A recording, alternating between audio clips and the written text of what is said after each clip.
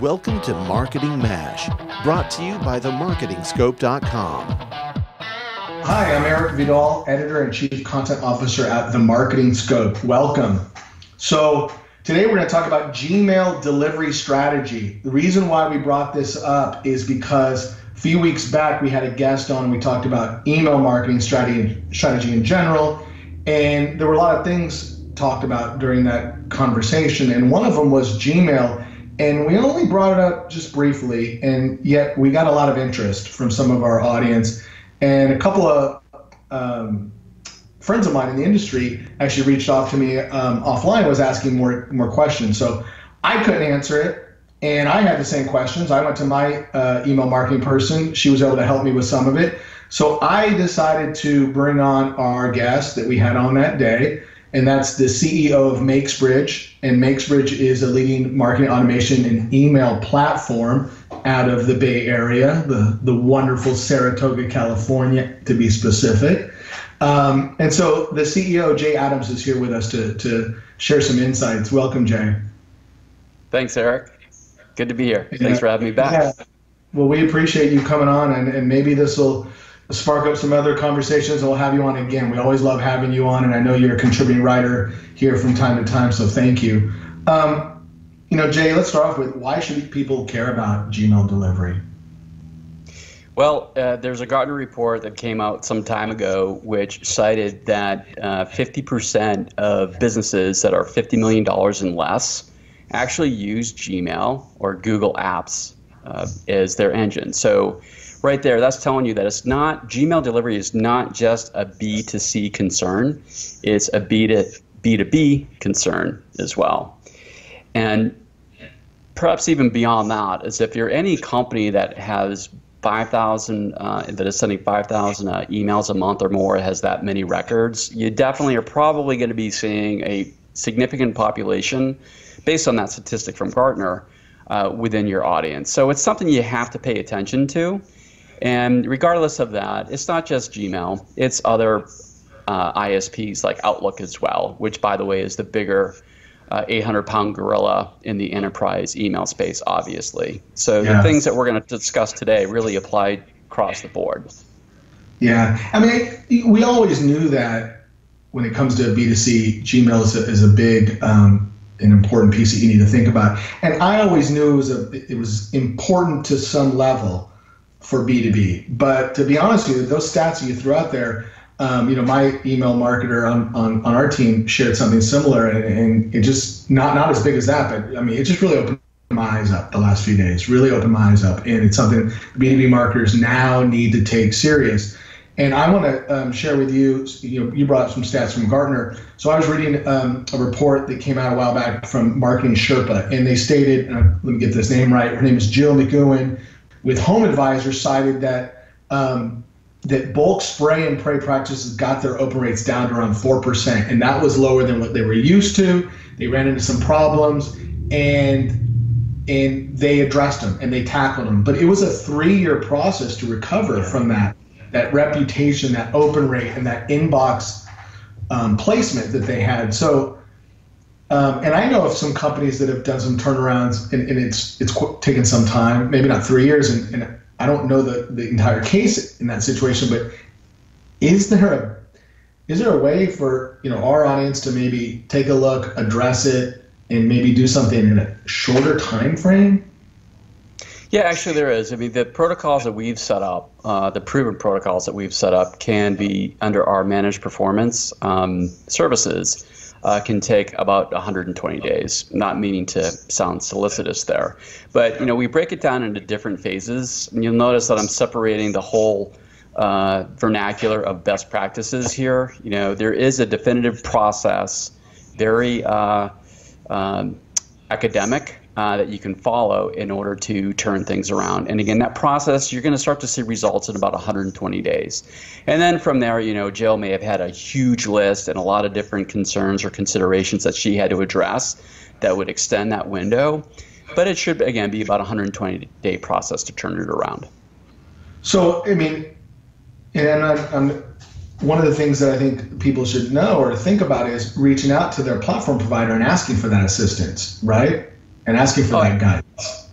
Yeah, absolutely. And, some of the challenges that the platforms providers will have, based on what the protocol is, and I'm going to get into that in just a moment, is they don't necessarily have the technological chops or the experience chops, so to speak, to really help folks out and get them on their way.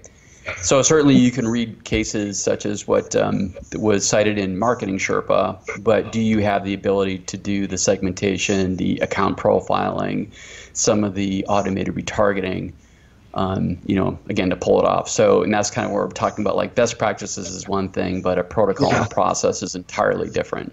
Right? Yeah, no, I get you. And I'll even go a step further. I don't know if there's a lot of email platform companies that do not offer that just, hey, this is, you got yourself in the hot water, or, hey, take a look at our blog. I think we have a write-up on it. And they usually, there's some that just stay back and don't help with that. Is that correct? Yeah, and that's where it is. I mean, there's an intersection or some overlap, perhaps, again, between your ESP, your marketing automation solution, and then professional services, or like a marketing agency that may do that for you. So, there's crossover across those three disciplines. But again, somewhere within that combination, you want to, again, get on like a 120-day process, if you will, to turn things around. Yeah. So I can explain.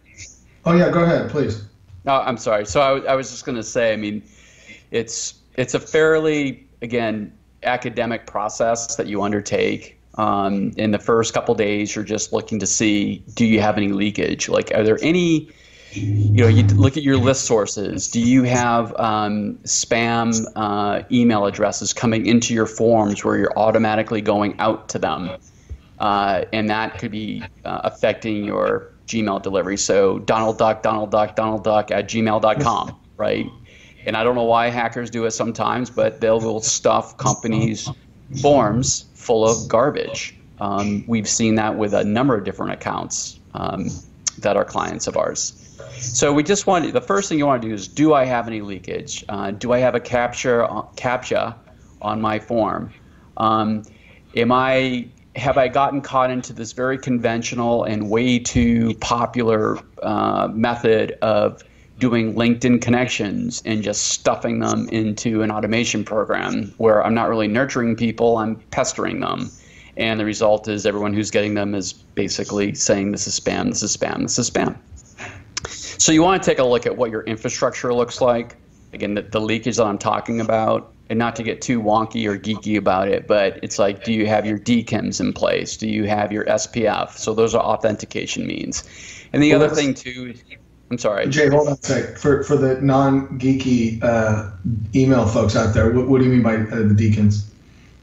Oh, DKIM, DKIM. It's basically domain keys, and what that does is it's assuring Google and many other ISPs for that matter that you are who you say you are in your domain. So we've all seen those emails that say they're coming from Chase, for example, Chase Bank or Amazon, basically phishing attacks. So these are the things that you have in place that authenticate your email. You are who you say you are in that from address. Great. Then there are other things that you examine, which are looking at your bounce logs, and that's going to help you verify if you're authenticated properly. And then the other thing too is you're getting a read on spam complaints too.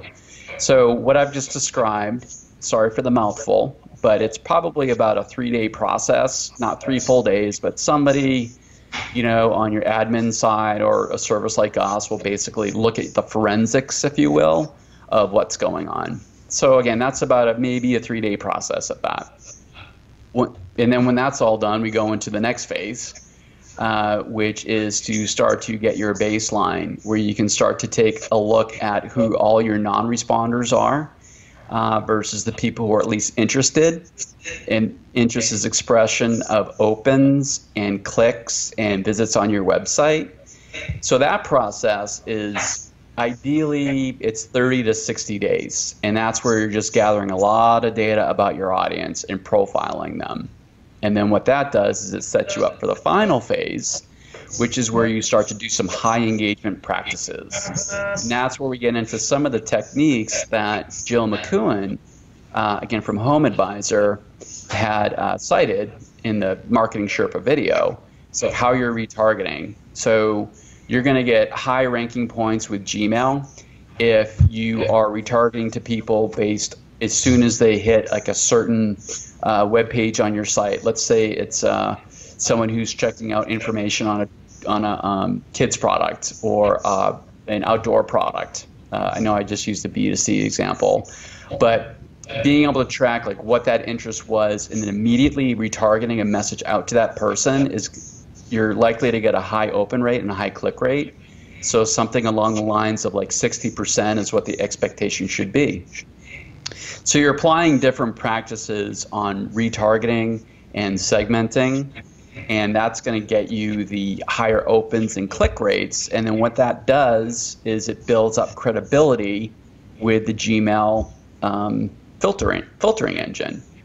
And lo and behold, again, when you're about 120 days out after that process, you should start to see that your metrics of openers and clickers within Gmail are looking fantastic. So I got a question. You mentioned segmenting earlier. So how do you segment your audience to increase the deliverability?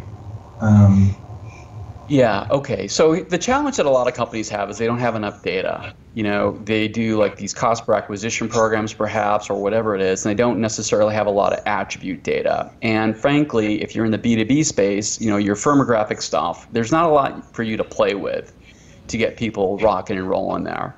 So the segmentation, that approach that we advise for B2B and B2C is retargeting to people based on their web behavior, like where they're going on your website, seeing what those interests are. Okay, so I use, you know, if a parent goes to a kids' toys page, that's one way to segment, or some sort of product interest. You know what they're interested in. In your case, in the marketing scope, if you have people, when you have people visiting your website, researching information on best practices and let's just say marketing automation, what you can easily do is you can capture that information and then start to drip on them on like 15 things you need to know about your next marketing automation selection, right? So what you didn't have to do is overtly, you know, have them fill out a form to say, what product interests are you most interested in? Or what product are you most interested in? You don't need to do that, because you track the fact that the guy went to the marketing automation page, and there basically you've got your hook. You know what they're interested in, and you start to go from there. So that's the segmentation.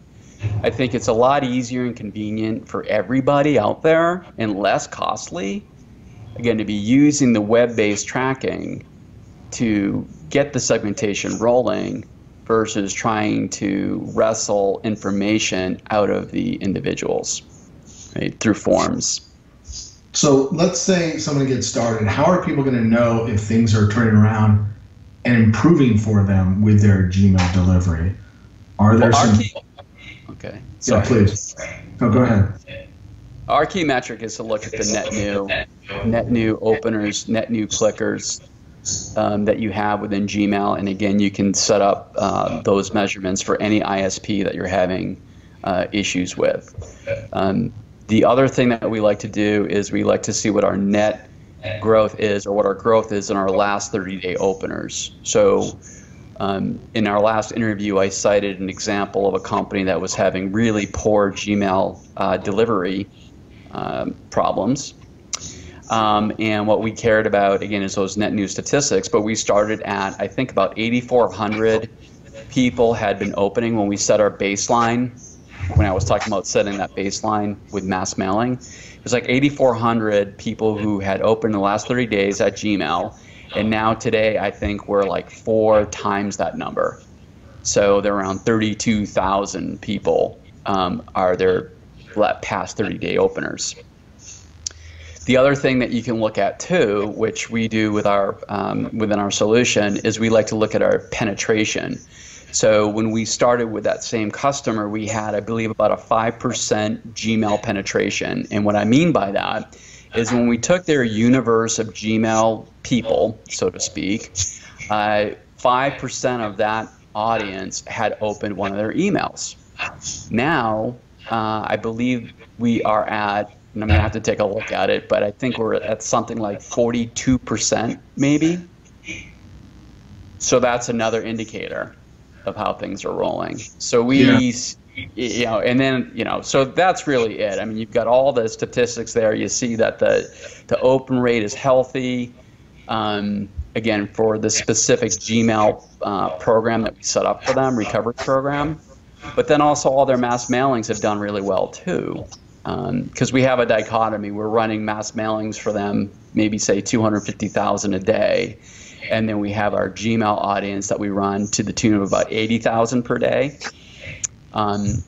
Some of the Gmail gets mixed into those mass mailings, not to get too granular about it. But even though we've been increasing the email volume, we've been maintaining a 20% open rate on all of their mass mailings that go out to everybody. And then again, the Gmail audience specifically, because of some of the retargeting that we do for them, they get the super duper high open rates and click rates. Again, we're seeing the really nice net new growth there too.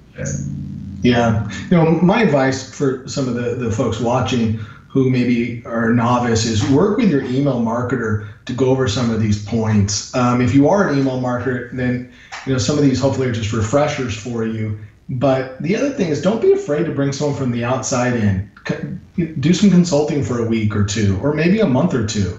Talk to somebody at your marketing automation platform provider, and they usually have services. I know at Makesbridge, Jay, your company, you guys have a people services group that are handholding and helping the clients with these types of solutions. So that's another one.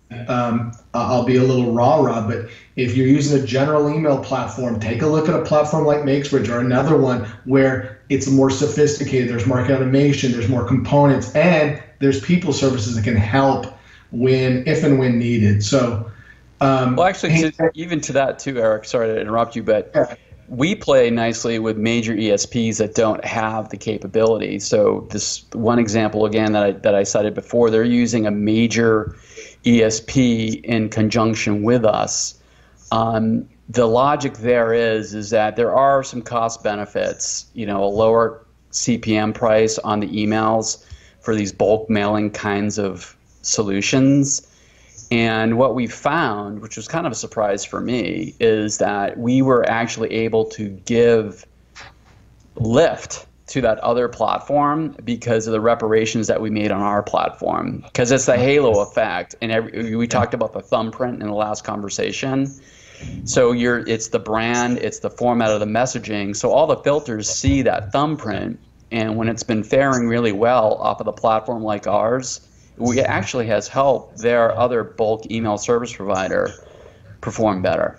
So I thought that'd be kind of interesting to point out. Yeah, good point. And so if anyone wants more information to follow Jay, Jay Adams, Makesbridge. And then if you want more information on this topic, Jay has put together a managed performance services report, and it's for download. It's right below the video. We have a short write-up. There's a link to it. So make sure you download it we can go into a lot more detail in that document. And Jay, thank you once again for sharing all that wonderful insight and information. We appreciate it. Thanks. I hope it was helpful. I really do. Thanks. Yes. That's it for this episode of Marketing MASH. You can share your thoughts by following us on Twitter and Facebook. Subscribe to our podcast to keep up with the show. And of course, you can always find us by visiting themarketingscope.com.